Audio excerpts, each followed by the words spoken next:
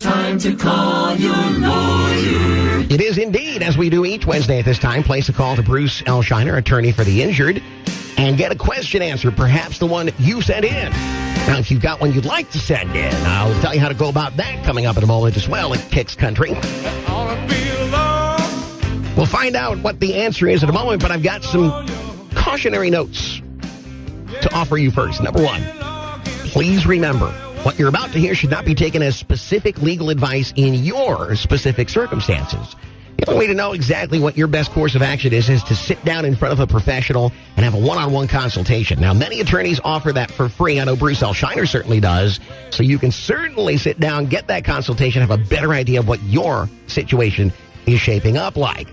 Also, remember to not say anything or sign anything. Don't make any statements. Don't sign any documents until you sit down with that professional and get the consultation. Otherwise, you might accidentally give away your rights.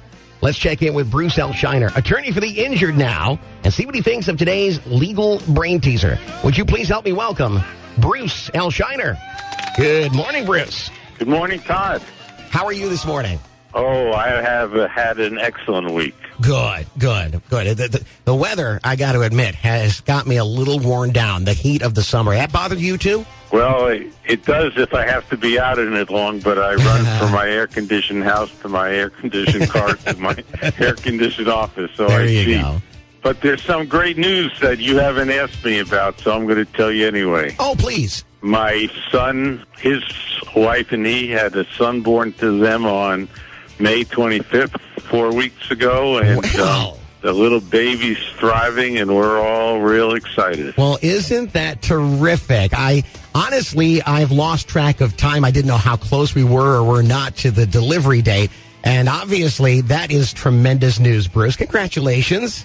Thank you very much. That is just awesome, and our best, of course, to your son and daughter-in-law. I'm sure they're probably a little groggy. They are. They're a little sleep-deprived, but they're enjoying every minute there of it. You go. That's the way to look at it.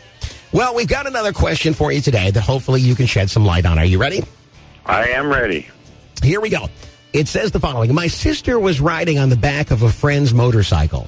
Another vehicle made a left turn in front of the motorcycle, causing a horrific accident. My sister required a hip replacement and neck fusion. Medical bills are substantial. The driver of the motorcycle was killed, and witnesses say both the motorcycle and the other vehicle ran a red light. Is my sister out of luck due to the red light issue? Interesting. What do you think about this situation? That is a very interesting fact scenario, and it's going to be very fact-specific as according to what the witnesses come forward and say. Mm-hmm. And as we talked last week, this is going to require another forensic expert, but instead of a tire expert, it'll be an accident reconstruction expert that could go to the scene and take what they find from the actual hard evidence they find and the witness statements to make an opinion as to who's at fault. But I don't think that this lady is out of luck, because I think that there will be comparative negligence on both the driver of the motorcycle and the car that made the left turn. So what that would mean is if the jury found that the left-hand turn driver was 50% at fault and the motorcycle was 50% at fault, she would be able to recover 50% of the value of her claim, which would be determined by the jury from each party. Okay. It's a very interesting situation to my mind, because I know we've all seen people run red lights before. Heck, we may have accidentally done it ourselves a time or two, but two people at the exact same time and a horrible accident occurs. Have you ever dealt with anything like that before? No, that's a little crazy. But something that definitely is going to require professional attention. You are correct. All right, Bruce.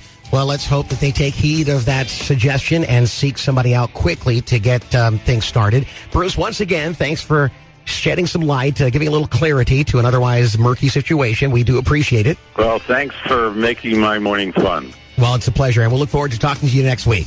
Okay, Todd. Ladies and gentlemen, please give it up for Bruce L. Shiner, attorney for the injured. with an answer to this morning's question. If you would like to submit a question, it's relatively simple to do. You simply go to our website, kickscountry929.com, and look for Bruce L. Shiner on the homepage. Or if you can't find that, just type Bruce into the keyword search box. We never hear any personal details. We don't share them, so you can feel free to write whatever you think is pertinent to your case. And if you'd like to speak one-on-one, consult with an attorney like Bruce L. Shiner, well, why not call his Port Charlotte office at 941-743-7777. 941-743-7777 in Port Charlotte. It's important that you do that because otherwise somebody might take away, or at very least you could say you might accidentally give away your rights, and we don't want that to happen. Find out how to protect your interests by calling today at 743-7777 at Bruce L. Shiner & Associates. Tell them that Todd Matthews sent you from Kicks Country 92.9.